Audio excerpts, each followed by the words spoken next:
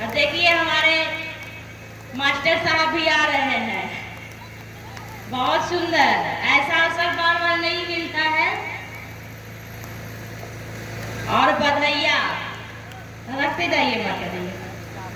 हाँ, राहुल के माई बहुत बढ़िया।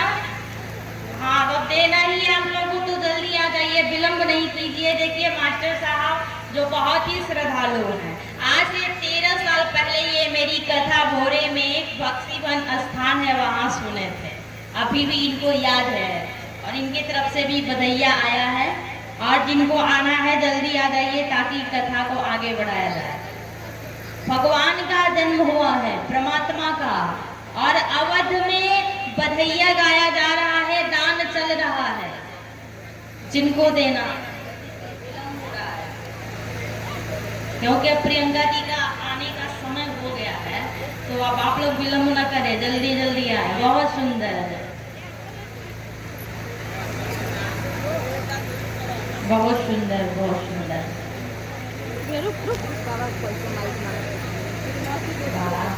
बहुत सुंदर, बहुत सुंदर।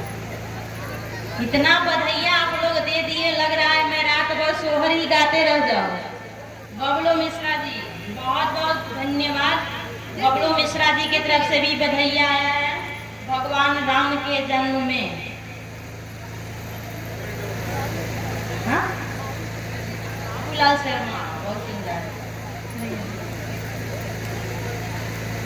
बहुत सुंदर, बहुत सुंदर। ये वीरेश मिश्रा जी की तरफ से भी बधाइया आया है, बहुत सुंदर।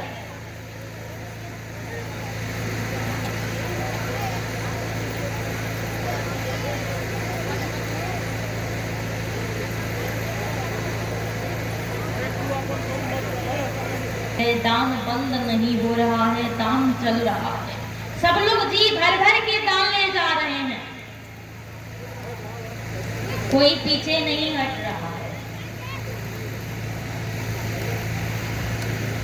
इधर एक आया भाट और आकर के गाने लगा कि कहो में राम जी जन्मनी तो कहाँ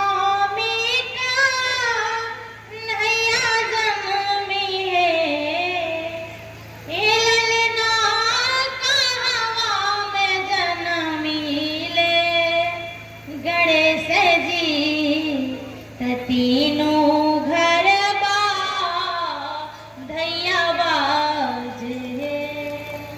बधाइया सबके घर नहीं बजता है। बधाइया उसी के घर में बजता है जो भाग्यशाली होता है। बधाइया सबके घर में नहीं बजता। अच्छा अच्छा, बहुत सुंदर। बधाइया कहाँ बजता है? गृहस्थ के घर, किसी साधु महात्मा ब्रह्मचारी के घर में बधाइया नहीं बजता। बधाइया कहाँ बजता है? कहाँ? गृहस्थ के आंगन में। आपके बेटे का परछावन होगा तो उसमें बाजा बजेगा, सहनाई बजेगी तो बाहर, लेकिन बधाइया कहाँ बजती है? बधाइया बाजे आंगने में, बधाइया बाजे गृहस्थ के आंगन में बजती है, बाहर नहीं। आज अवध में 4 पुत्रों की प्राप्ति हुई है। अवध में बधाइया बज रहा है, अवध में सारे लोग आए हैं और सब लोग आकर के मंगल गान गा रहे हैं, सब लोग शोहर गा रहे हैं कि कहवा में जन्मी राम तो कहाँ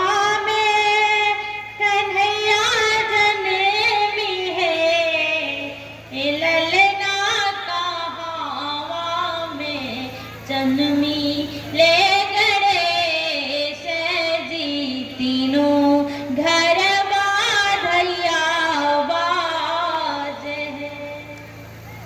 अयोध्या में जन्मी राम तो मथुरा कन्हैया जन्म मथुरा, कन्हैया जन्म है ललना पर्वत पे जन्मे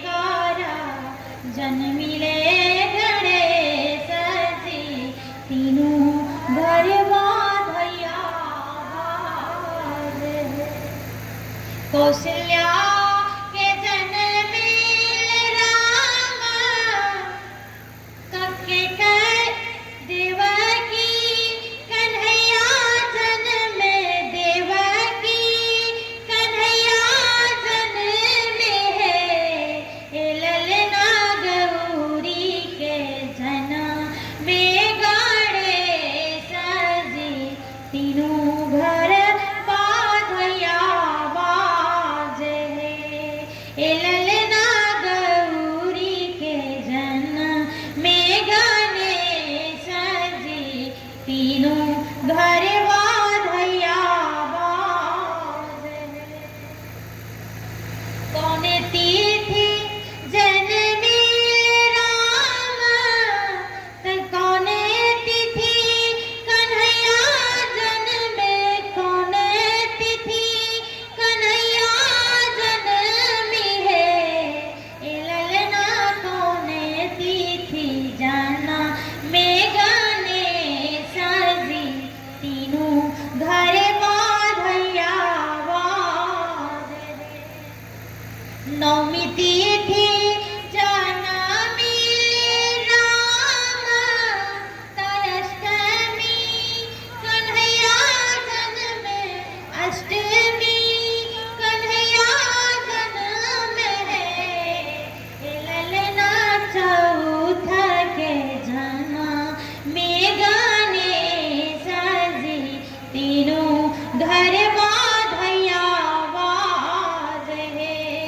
ए ललना चौथ में जना में गाने साजी, तीनों घर बाधैया बाजे।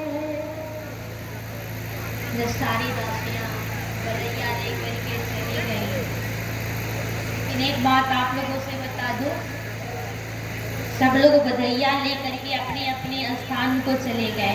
सारे देवता आए, पुष्प की वर्षा किए, विमानों में बैठ करके भगवान की परमात्मा की स्तुति किए और स्तुति करके चले गए। जब सब लोग अपने अपने धाम को चले गए ना, राम जी धीरे धीरे बड़े होने लगे।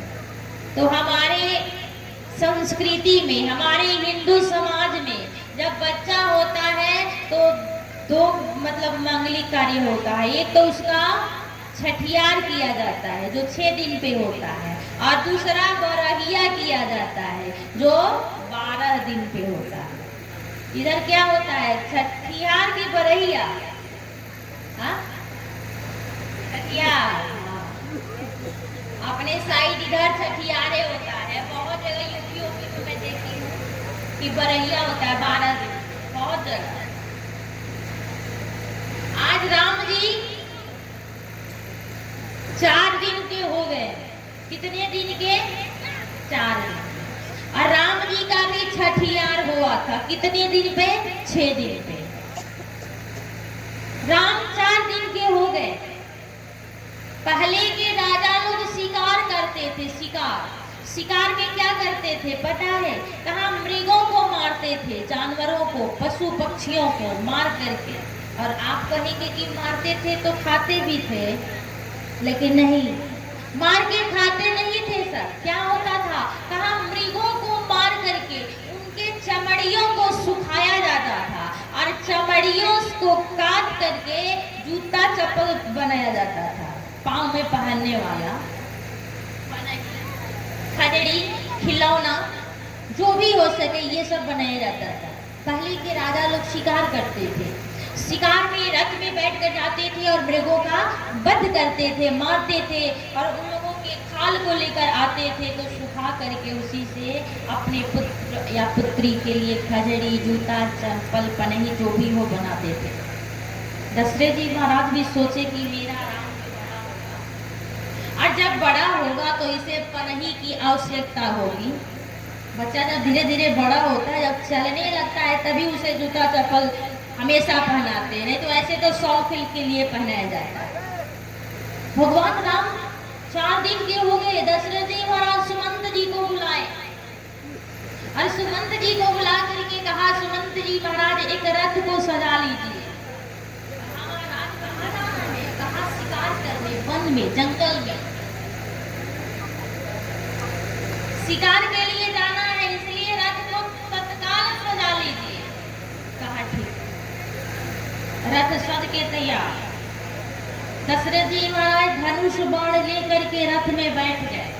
बहुत मार्मिक प्रसंग है, ध्यान देकर सुनेंगे ना तो रोने पे आप लोग मजबूर हो जाएंगे, आंख से आंसू रोक नहीं पाएंगे, इतना मार्मिक प्रसंग है।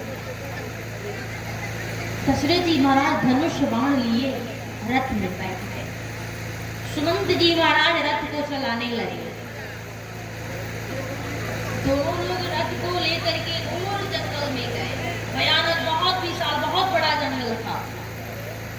उस जंगल में ये लोग एक वट वृक्ष के पास गए।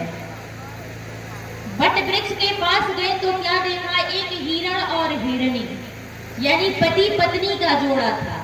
एक हिरण था, एक हिरणी थी। दोनों चारा चर रहे थे, भूखे थे, प्यासे थे। गुरु मिश्रा जी की तरफ से ये कुछ बधाइया आया है। हिरण और हिरणी दोनों चारा चर रहे थे, घास खा रहे थे, हरे हरे थे। अरे भैया, इनको कोई देखा है? क्या समस्या है?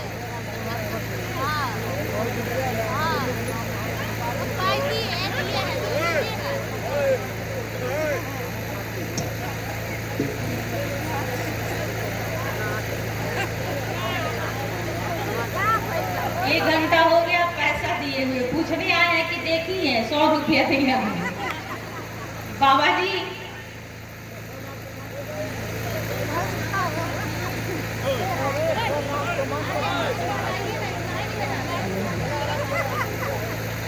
ध्यान देंगे, मार्मिक प्रसंग था। हम लोग कहाँ से कहाँ आ गए, ध्यान देंगे, समय बहुत कम है।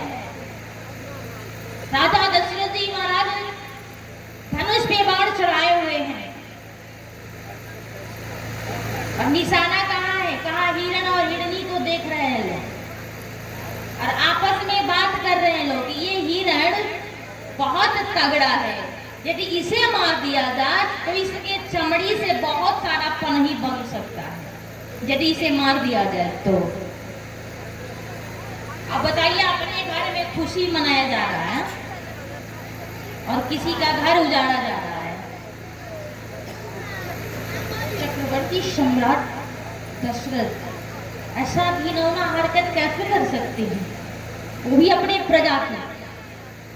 राजा के लिए तो सारी प्रजा पुत्र के समान होती है, प्रजा में चाहे वो जीव हो या जंतु, जो भी हो।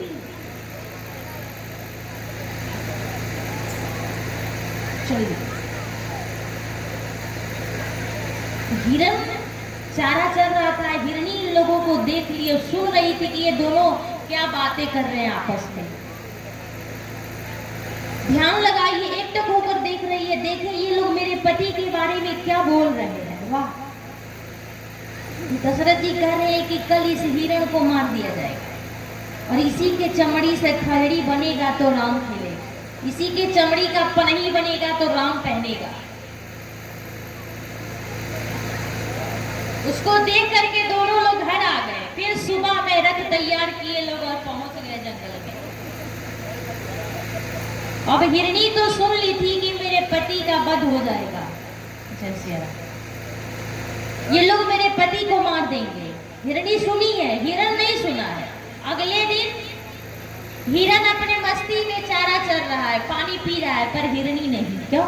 क्योंकि उसको पता है आज मेरा सुहाग उजड़ जाएगा। क्योंकि राजा कौन है? कहा कि राजा सत्यवादी है, राजा एक वचन बोलता है और उसका पालन करता है कि रघुकुल रीति सदा चली आई, प्राण जाए बरु वचन न जाए।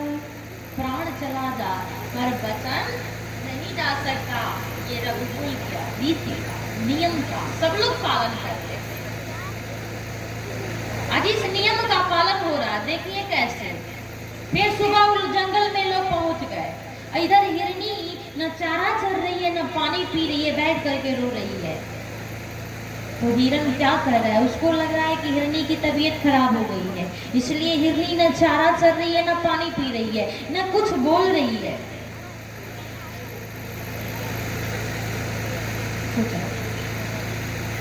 कि छापा तपेड़े पतैया तपतवनी गहावार हो, ललना तही तार खड़े कहिरनी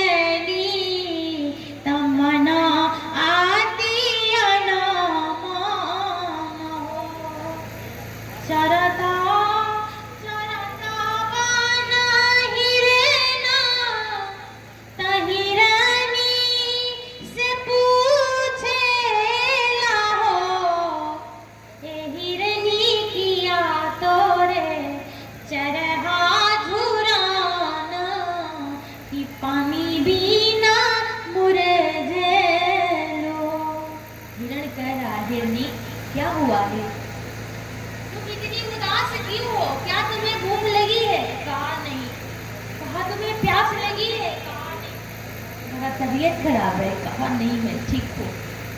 कहा तो आखिर हुआ क्या है कि ना तुम चारा ले रही हो ना पानी पी रही हो, रो क्यों रही हो?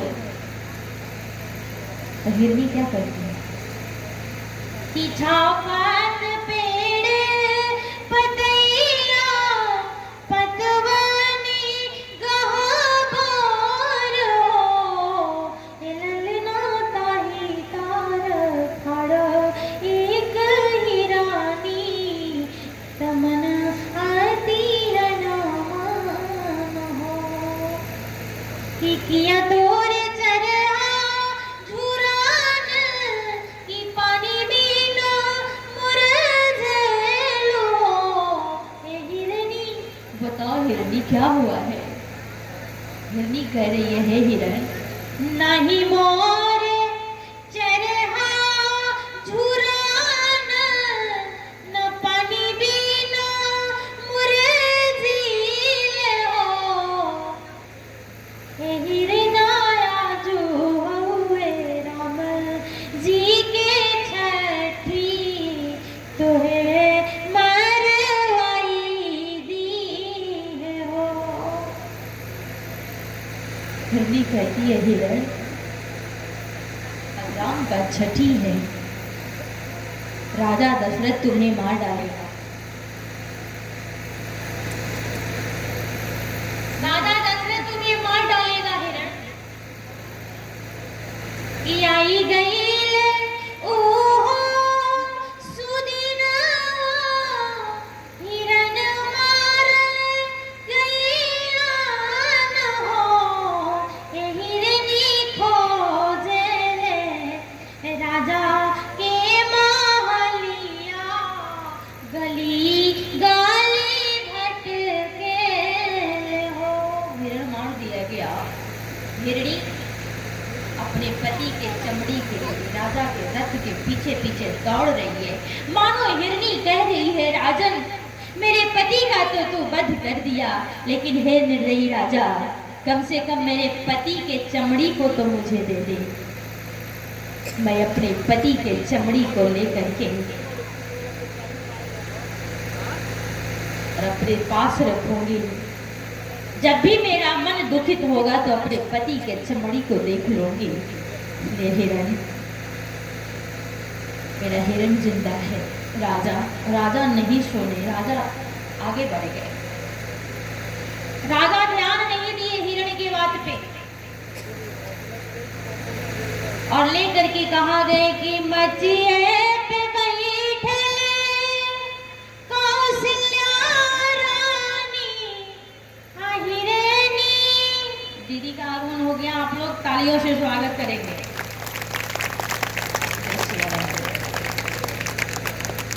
मचिए पे बैठे कौशल्या रानी, हिरनी अरज कार हो। रानी मसुआत सिझले रसोइया, चमड़िया हमें दे दान हो। मानो हिरण कहती है, हे माँ कौशल्या, एक नारी के दर्द को एक नारी भली बात समझती है। देवी कौशल्या, मेरे पति के मरे हुए सौ के थोड़ा सा चमड़ी मुझे दे दो। ऐसा लग रहा है माँ कौशल्या को सुनाई नहीं दे रहा है। मानो फिर माँ कौशल्या ने कहा, हिरणी मानो मैं तुम्हारे पति के मरे हुए सौ के चमड़ी में तुम्हें दे भी दूं तो लेकर क्या करोगी? तो हिरणी क्या कही कि पेड़वा पे टंगावे चमड़िया, तबेरी बेरी चितवा भी हो। ए रानी मनावाया अपन समझायब, हिरन मोरा जियल हो। कहा रानी, पेड़ से टांग दोगी और अपने मन को मना लोगी।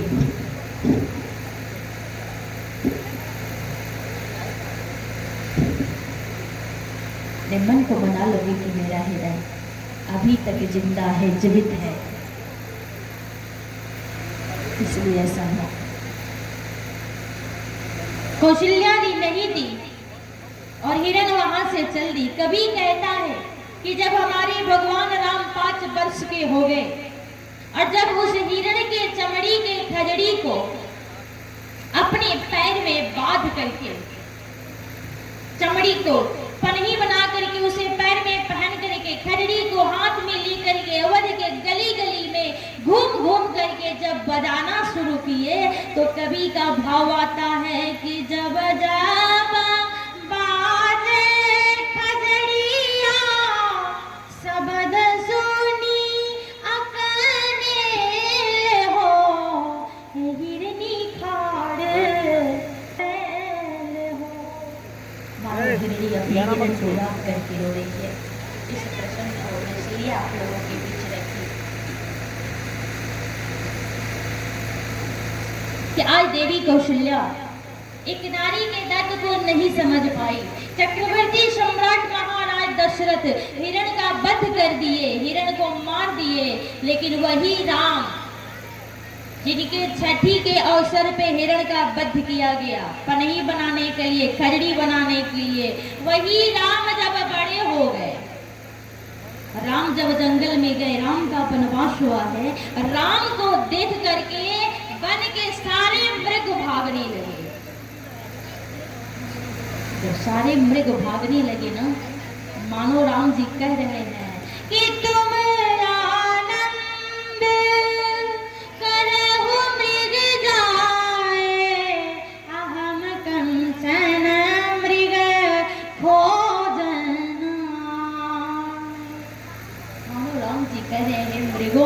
डरो नहीं। और मृग इसलिए भाग रहे हैं कि उसी बाप का बेटा है, कहीं मार न दे।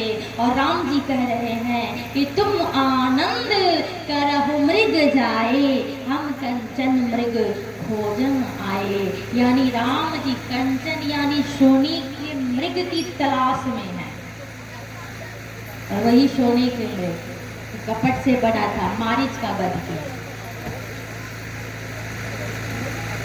फिर माता पार्वती आज कथा सुना रही हैं, सुन रही है सती मैया तो कथा नहीं सुनी, लेकिन पार्वती की वजह से ही हम सब लोग इस कथा को करते हैं, हम सब इस कथा को सुनते हैं, क्योंकि माता पार्वती का ही प्रश्न है, भगवान का अवतार क्यों हुआ, किस लिए हुआ।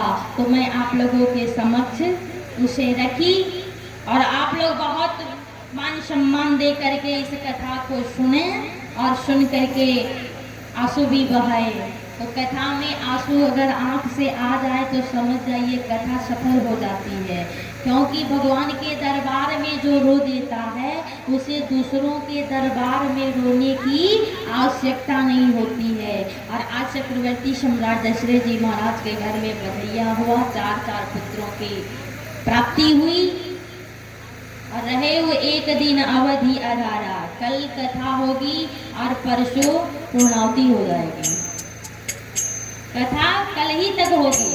रहे हुए एक दिन अवधि अधारा, तो समझत मन दुख भयो अपारा।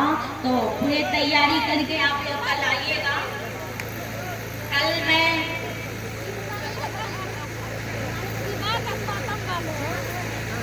तो कहीं और चले जाएंगे और ये ज्ञान गंगा, ये कथा रूपी गंगा आपके गांव में विगत दिनों से भर